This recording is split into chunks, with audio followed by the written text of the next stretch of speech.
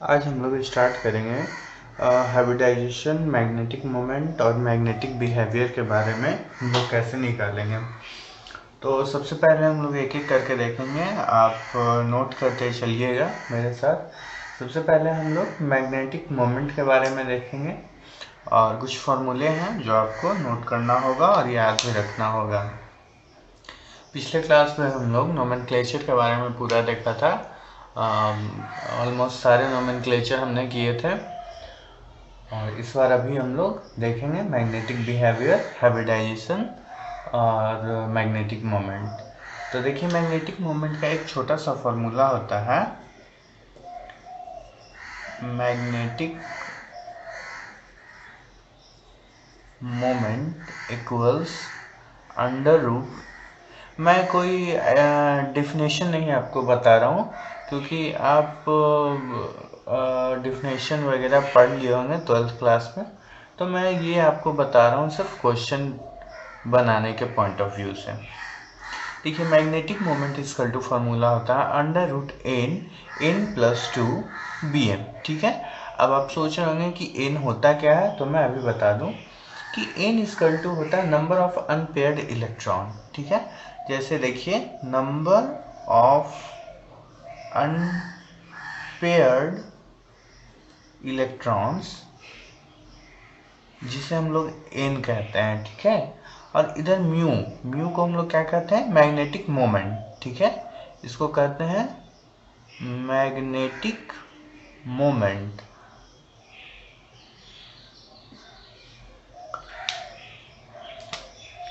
देखिए, अगर total number of electrons किसी भी कॉम्प्लेक्स कंपाउंड में, किसी भी कॉम्प्लेक्स कंपाउंड के सेंट्रल एटम में अगर एक हो, ठीक है, कितना हो, अगर एक हो, अगर एक हो तो इसका मैग्नेटिक मोमेंट 1.732 होता है। अगर दो हो तो ये 2.828 होगा। ठीक है, अगर ये 3 हो तो 3.87। काफ़ी इजी है इसे याद रखना। 3 का 3, 2 का 2, 1 का 1। ठीक है, तो इस तरह से आप याद रख सकते हैं। 4 का हो जाएगा 4.89 और 5 का 5.90, 5 का 5.90। शायद आप देख पा रहे होंगे, अगर नहीं दिख रहा होगा तो मैं वापस फिर से लिख दूंगा। शायद अभी आप देख पा रहे होंगे, तो आप इसे नोट कर लें अच्छे तरह से। आइए हम लोग समझे एक एग्जाम्पल के थ्रू। NiCl4 होल 2 माइनस मेरा एग्जाम्पल है। देखिए, हम लोग इसमें किस तरह से हाइब्रिडाइजेशन और मैग्नेटिक बिहेवियर और मैग्नेटिक मोमेंट को निकालते हैं। इसके लिए मुझे सिर्फ और सिर्फ 2 स्टेप करने होंगे। फर्स्ट स्टेप क्या करना होगा, कन्फिगरेशन लिखना होगा सेंट्रल मेटल एटम का। ठीक है ना, सेंट्रल मेटल एटम का, और कोऑर्डिनेशन नंबर निकालना होगा जो कि आप पिछले वीडियो में सीख चुके हैं। तो देखिए हम कैसे निकालते हैं। सबसे पहले क्या करना है, मुझे इसका निकालना है कन्फिगरेशन। ठीक है, तो कन्फिगरेशन निकालने के लिए हम क्या करेंगे, इसका सबसे पहले ऑक्सीडेशन नंबर निकाल लें। ठीक है, तो इसका ऑक्सीडेशन आ जाएगा +2। ठीक है, अब कैसा हो गया, Na+2। ठीक है, इसका हमें मालूम होता है 28 एटॉमिक नंबर। ठीक है, अब देखिए, अब पहले ट्रेडिशनल मेथड से सीख चुके होंगे 1s2, 2s2, 2p6, इस तरह करके कन्फिगरेशन निकालने का। लेकिन ये बहुत ज़्यादा लेंदी और टाइम टेकिंग होता है, इसलिए हम लोग इस मेथड का यूज़ नहीं करते हुए एक ट्रिक का यूज़ करेंगे। ठीक है, आप गौर से देखेंगे इस ट्रिक को, तभी आप सीख पाएंगे। ट्रिक में सबसे पहला काम क्या करना होगा कि जो भी मेरा एटॉमिक नंबर है उसको सबसे पहले लिखना होगा 28। ठीक है, इसमें जो भी इसका ऑक्सीडेशन नंबर अगर पॉजिटिव में है तो उतना घटाना होगा, देन -2 इक्वल्स 26। इसके बाद एक मैजिक नंबर है मेरा 18। ठीक है, 18 से इसे घटा देना होगा और घटाने के बाद मेरा कितना बचेगा, 8। अब ये आप देखिए, ये क्या हो गया मेरा configuration, 3d6, 4s0, 4p0, 4d0।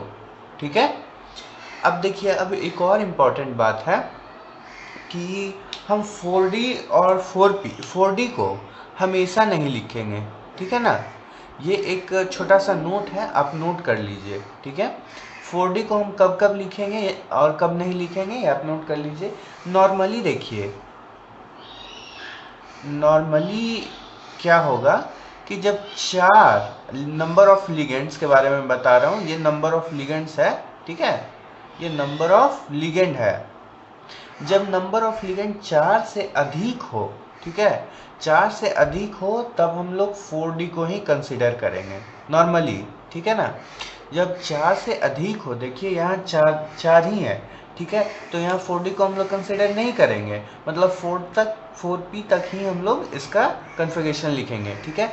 लेकिन अगर 4 से ज़्यादा रहता, 5, 6, 7, 8, तो हम लोग 4D को कंसिडर करते हैं, ठीक है। ये तो नॉर्मली हो गया।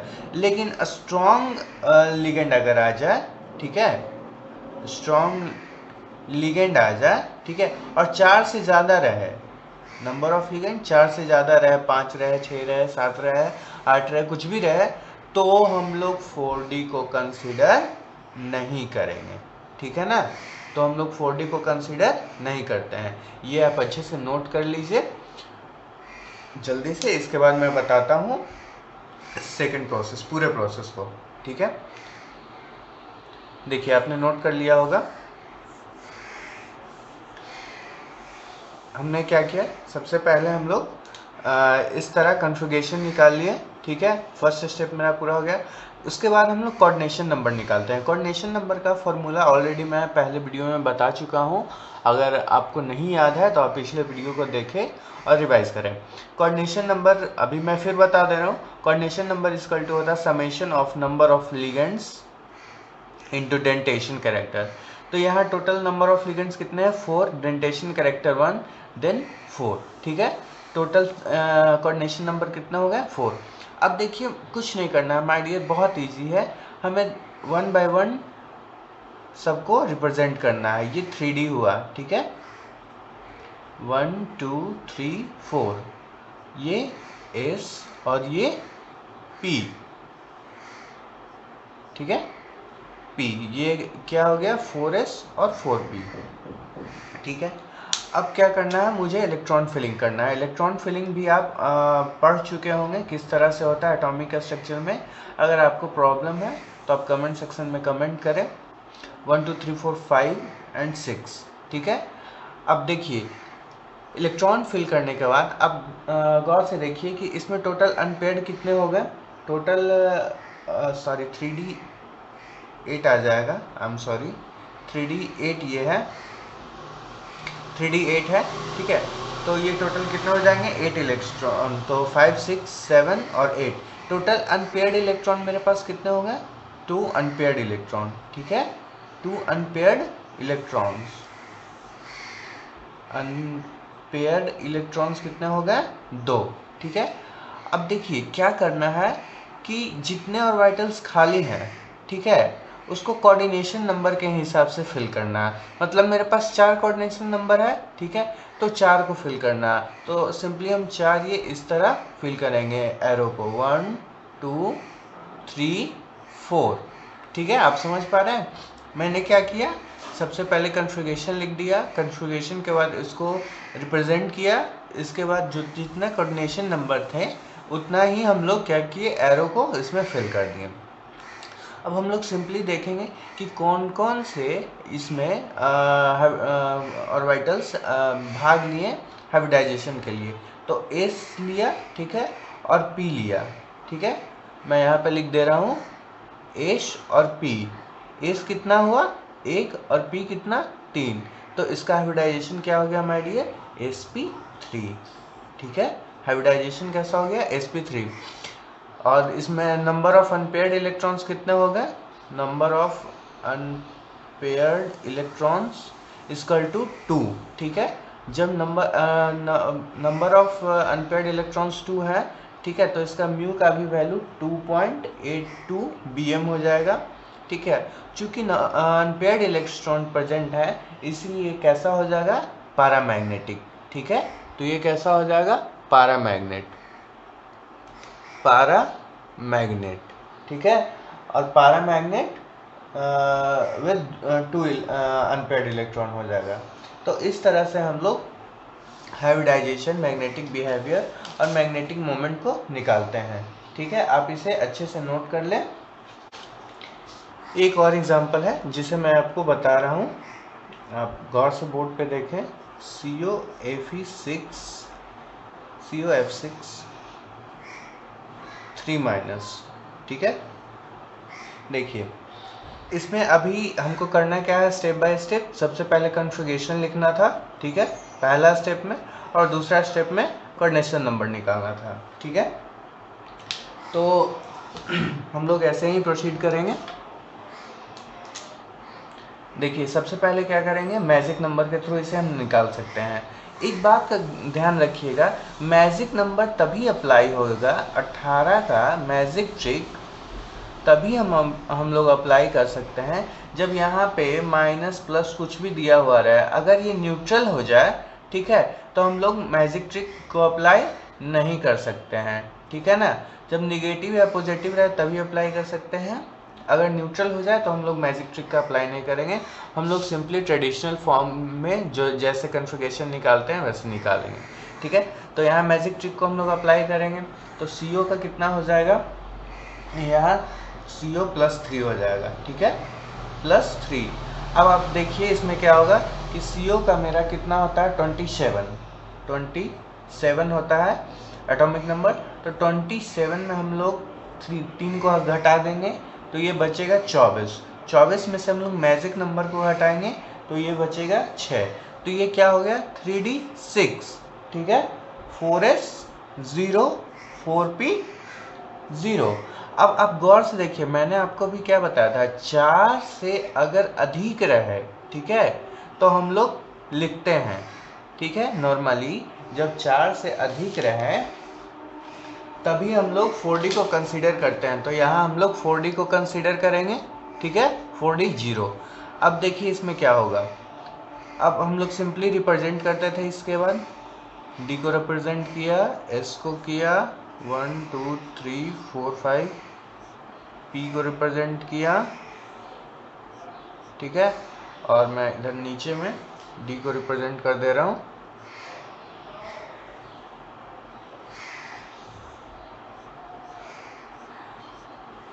ठीक है, आप देख पा रहे होंगे।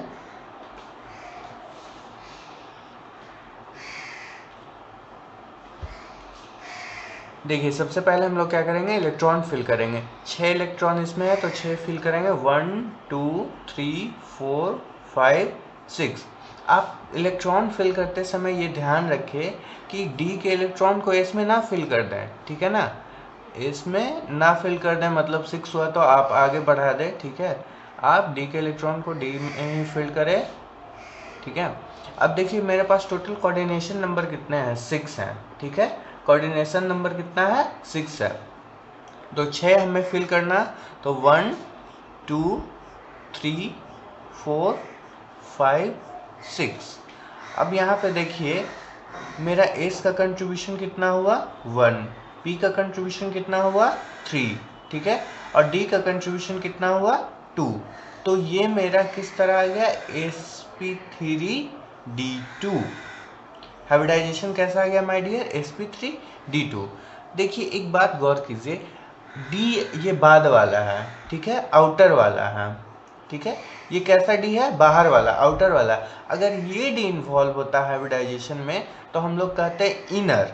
अगर ये डी इन्वॉल्व हो रहा है हाइब्रिडाइजेशन में तो इसे हम लोग कहते हैं आउटर। तो ये कैसा हो गया, आउटर sp3d2।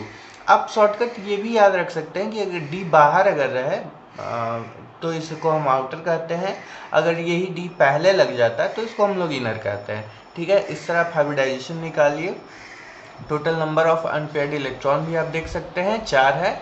ठीक है, तो अनपेयर्ड इलेक्ट्रॉन प्रेजेंट है तो इसीलिए क्या होगा, पैरामैग्नेटिक होगा।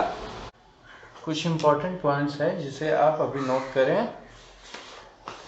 देखिए Cu और Cn, ठीक है, नाम सुना ही होगा, Cu और Cn हमेशा स्ट्रॉन्ग लिगेंड्स की तरह काम करता है। ठीक है, तो CuCn स्ट्रॉन्ग लिगेंड होता है। ठीक है, स्ट्रॉन्ग लिगेंड होता है। ठीक है, और ये करता क्या है, आपको एक छोटा सा ट्रिक मैं बता रहा हूँ, ये सब एक्चुअली में ट्रिक है। COCN स्ट्रॉन्ग लिगेंड की तरह होता है जो अनपेयर्ड इलेक्ट्रॉन को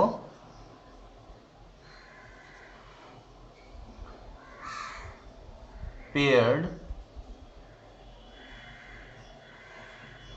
कर देता है। ठीक है, आप इसे हिंदी में ही लिख लें, कोई बुराई नहीं है हिंदी में लिखना, क्योंकि हमारा मातृभाषा ही हिंदी है और समझने में भी आपको सहूलियत होगी। तो CO और CN, देखिए बाबू, CO और CN कभी भी रहेगा तो ये अनपेयर्ड इलेक्ट्रॉन को पेयर्ड कर देगा। ठीक है, COCN स्ट्रॉन्ग लिगेंड होता है और जो कि अनपेयर्ड इलेक्ट्रॉन को पेयर्ड कर देता है। ठीक है, कहीं भी अगर मेरा COCN लिगेंड आ गया, ठीक है, इससे पहले जो भी हमने किया उसमें COCN लिगेंड नहीं आ रहा था, लेकिन अगर COCN लिगेंड आ जाता है तो ये हर अनपेयर्ड इलेक्ट्रॉन को पेयर्ड कर देगा। इसी तरह NH3, ठीक है, NH3 याद कीजिए कैसा डेंटेड होता था। NH3 दोनों की तरह काम करता है। ठीक है,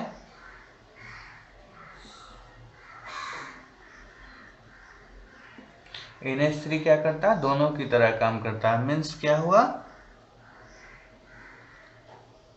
मीन्स कभी स्ट्रॉन्ग की तरह, स्ट्रॉन्ग लिगेंड की तरह, तो कभी वीक लिगेंड की तरह।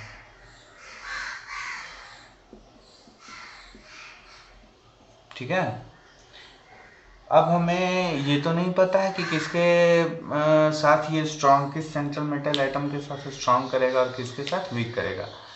ठीक है, तो वो भी मैं अभी बताता हूँ। NH3 कैसा काम करता है, दोनों की तरह, ठीक है, काम करता है। अगर आपको हिंदी में कन्वीनियंस नहीं महसूस हो रहा है तो आप इंग्लिश में खुद से लिख सकते हैं। ठीक है, मैंने आपकी कन्वीनियंस के लिए ही हिंदी में लिखा है ताकि आप अच्छे से समझ पाएँ और इजी वे में आप याद रखें इसे। ठीक है, और बस दो ही पॉइंट है, COCN और NH3। COCN हमेशा स्ट्रॉन्ग लिगेंड होता है जो अनपेयर्ड इलेक्ट्रॉन को पेयर्ड कर देता है, और NH3 क्या होता है कि दोनों की तरह काम करता है, तो स्ट्रॉन्ग लिगेंड की तरह भी और वीक लिगेंड की तरह भी। ठीक है, अभी आप इसे नोट कर लीजिए, मैं आगे बताता हूँ कि किसके साथ ये वीक और किसके साथ स्ट्रॉन्ग करता है।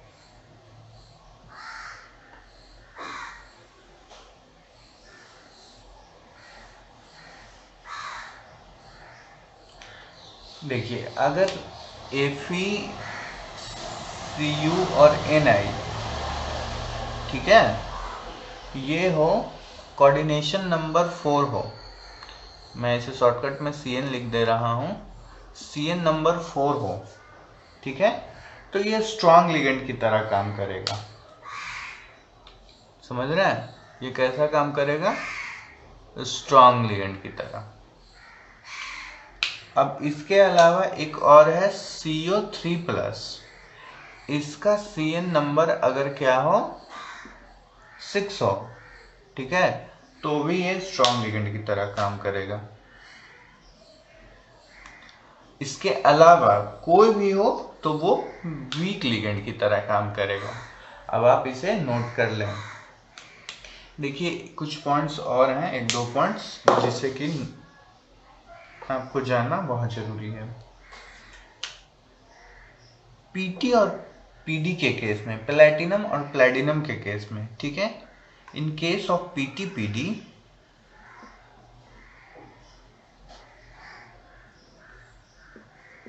PT and PD, all ligands, अगर PT और PD प्रेजेंट हो तो सारे लिगेंड्स स्ट्रॉन्ग लिगेंड्स की तरह बिहेव करते हैं। ठीक है, आप कंफ्यूज ना होइएगा, PT PD जो है ये सेंट्रल मेटल एटम है, ना कि लिगेंड है। ठीक है, तो PT PD के केस में क्या होगा, ऑल लिगेंड्स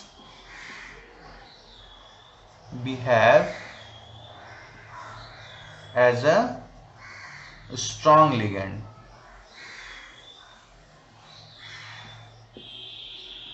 ठीक है, आप इसे भी नोट कर लें, फटाफट नोट करें इसे।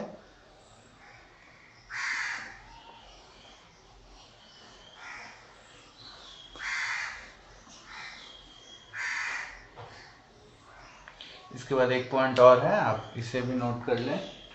ये पॉइंट नहीं, इसे आप ट्रिक समझें, क्योंकि ये एक ऐसा ट्रिक है जिसे आप याद रखेंगे तो कोऑर्डिनेशन का कोई भी सवाल मुझे नहीं लगता है कि आप गलत कर पाएंगे एग्जाम में।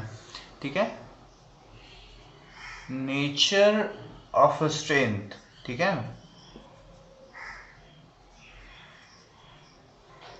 ऑफ PPS3, हालांकि ये थोड़ा कम मिलेगा एग्जाम क्वेश्चंस में PPS3, लेकिन फिर भी जानना तो जरूरी है। Is temperature dependent.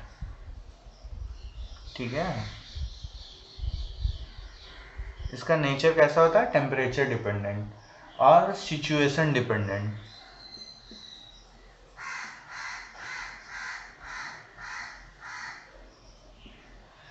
In PPS3 जो है ये एक नेचर और सिचुएशन डिपेंडेंट की तरह काम करता है। टेम्परेचर को बढ़ाने घटाने पे ये स्ट्रॉन्ग फील्ड और वीक फील्ड लिगेंड की तरह काम करने लगता है। ठीक है, तो इसे आप नोट कर लें। इसके बाद हम एक एग्जाम्पल के थ्रू आपको सारी चीज़ों को समराइज करेंगे